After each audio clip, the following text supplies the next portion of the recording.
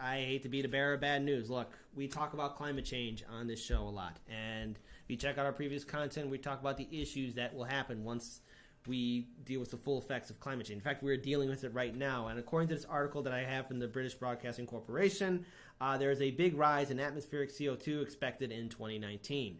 And this isn't really good because right now the natural carbon sinks that's happening with the large amount of the forest that we have here. They're absorbing less CO2. And right now the Pacific region is getting warmer. Plants and trees are growing less and absorb smaller amounts of gas.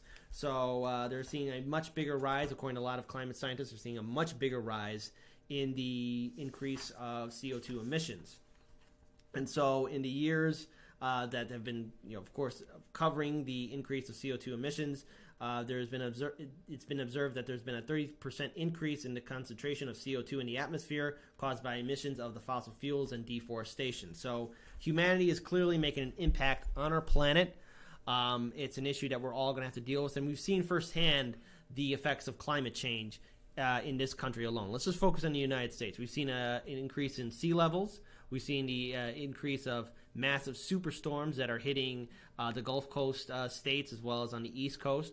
We are dealing with frigid winters, and in the state of California, they're dealing with massive amount of drought and forest fires that are happening at least all across on the West Coast. So this is a danger we have to take very serious, because as the climate changes, the very system that we live on, especially the very system that we have built here, might not be able to withstand the pressures of environmental disasters. And that could lead to food shortages, lack of clean water, and could systematically damage this country, because we have a presidential administration that refuses to acknowledge the scientific fact of climate change and how it's impacting our country and our planet. Now, the rest of the international community, they're addressing climate change. They are at least creating some forms of policies and renewable energies and investing in resources. But sadly, I think we are in the point of no return, and climate change is going to be a real disaster that we all have to deal with and will affect us as a species. So let's look at what can happen.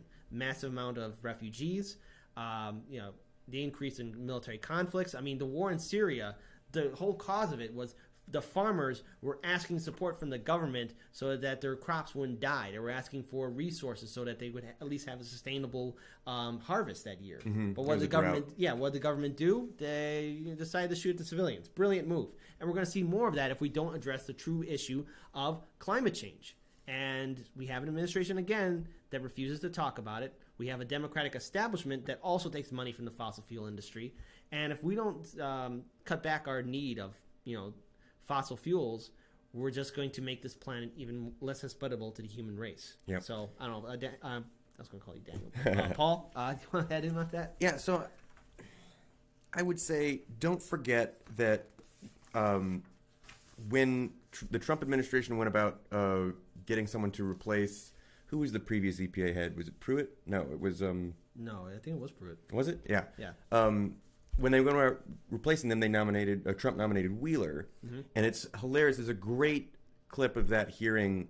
Senator Bernie Sanders is just taking him to task about, do you believe that climate change is real and man-made and the greatest crisis? Scientists are telling us it's the greatest ecological crisis of our time. Mm-hmm. And he's using all these weasel words. He just can't say it. Because he's literally a former lobbyist for the oil and gas companies. Well, hold on. I just want to add in something. Remember, the Democratic and Republican establishment always says, support our troops and respect our military. And the top military brass, the generals and admirals, have all said, in unison, climate change and its impact to the United States is a national security issue, and we need to address it now. But what did our brilliant members in Congress and the presidential Trump administration do in regards to at least hearing these facts by the generals and admirals? Well, you've got all kinds of examples of anti-climate change things that they've done. So I mentioned nominating an oil and gas lobbyist as the head of the EPA. Brilliant. Like, what are you doing? Like, literally the guy that's trying to stymie this administration is going to head that administration? Give me a break. You've got people like governor in Florida, when he used to say you're not allowed to use the words climate change in any official meetings. Like, come on, guys. They want to deny that it's real. And actually, there was that EPA report or Department of Energy report from about 4 or 5 months ago, where buried in this report, they essentially admit, yeah, climate change is real, but it's too late to do anything about it, so let's just keep doing what we've been doing. Yeah, well, you can deny it as much as you want. You could tell your administrative staff to not talk about climate change as much as you want. That's not going to make it go away. China, Russia, the European Union, and other superpowers across the country, or across the world, are creating policies to address this issue, and all of them know that it's still not enough. We have reached a point of no return. So to anyone who's critical of climate change, go ahead, keep on denying it. But sooner or later, Miami's going to be underwater. New York's going to be underwater. Washington, D.C. is going to be underwater. Major cities on the West Coast will be on fire, and people are going to migrate and move. And it's only going to lead to more disasters. And we as a species, look, we have survived many dangers in our history on this planet. We have gone through many crises. But this crisis of not addressing climate change could systematically lead to a decrease in the human population and also destroy our very notion of civilization as we know it. And heaven help us if we reach a point of stagnation because of our lack of responding to this clear environmental disaster. We have the resources needed to address climate change and change our livelihood, but it's going to require all of us to get involved and also, most importantly, getting rid of this corrupt system that we have.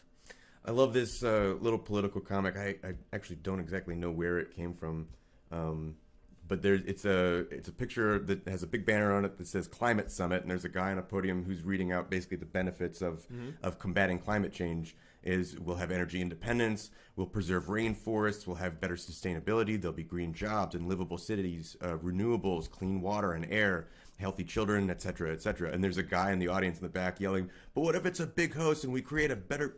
What if it's a big hoax and we create a better planet for nothing?" It's like, well, then we'll create a better planet, you idiot. We want to live in the world of Star Trek, right? Remember, they have all this great technology. Let's not live in the world of 40K. Look, I'm a huge fan of 40K, but I don't want to live in that world, okay? Yep. I'd rather live in Star Trek, where everything's nice and we have, all our problems are solved. And I also want to give a huge shout out to your brother, Jeffrey DuPont.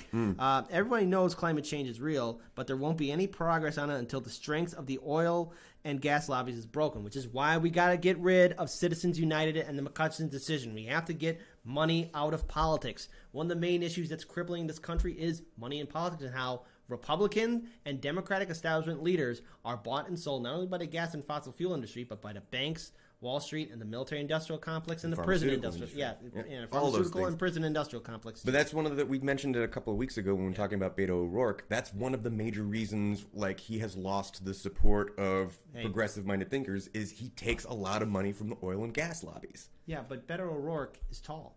Oh, he's tall. Yeah, he's tall. So let's not worry about a single thing. He's tall. And, he does that roll up his sleeves thing just right, Yeah, maybe. Does the point with the finger over the thumb. Yeah, but what does he know? He's got enough coaches to make sure that he's all slick.